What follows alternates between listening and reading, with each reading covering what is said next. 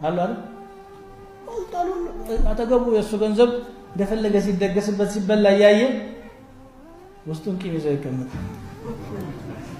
የበለፋው ገንዘብ የሁሉ ሰው እየተመሻበሽ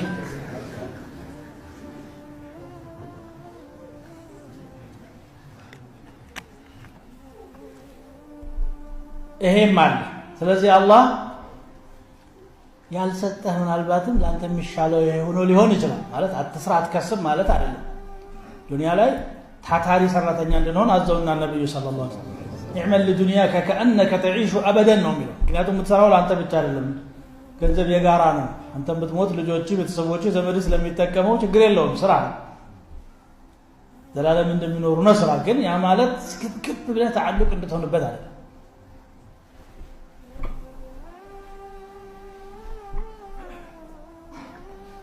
ሌላው ሐያታችን አላማ ያላት ሐያት መሆኗን ማወቅ ብዙ ሰዎች ደግሞ ቀለቅ ውስጥ የሚኖሩት ጭንቀት ውስጥ የሚኖሩት የህይወት ምስጢር ስለሚጠፋቸው አንደኛው ምን ይላል جئت لا أعلم من أين ولكني أتيت ولقد أبصرت طريق قدامي طريقا فمشيت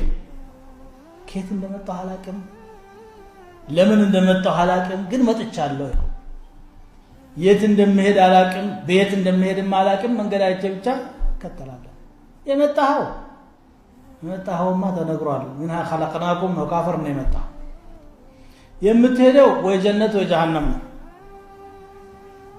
ታወቀ ለየትኛው ነው መዘጋጀት የፈለከው ነው ጥያቄው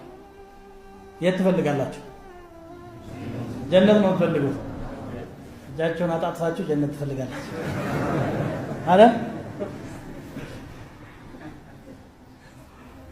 ጀነትን ያህል ነገር ውድ ነገር ዝም ብሎ ጀነት መኛለሁ የወደፊቱ ንጉስ ሆናለሁ ብሎ አስባል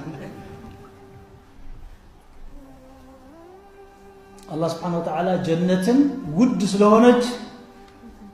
ሁለንተናችሁን ከፍላችሁ ነው የምታገኙት ብሏል ግዢ ነው ውል ነው إن الله اشترى من المؤمنين أنفسهم وأموالهم لأن لهم الجنة الله كمؤمنوች ነፍስና ገንዘባቸውን ገዝቷል ጀነት ሊከፍላቸው ለሞኑ ይናል ለጀነት ተጨንቀን እንደክማለን ለዱንያችን የምናስበውን ያህል ያንዳንዱ እንግዲህ ያለውን ገንዘብ የሚመዘግብበት መዝገብ አለ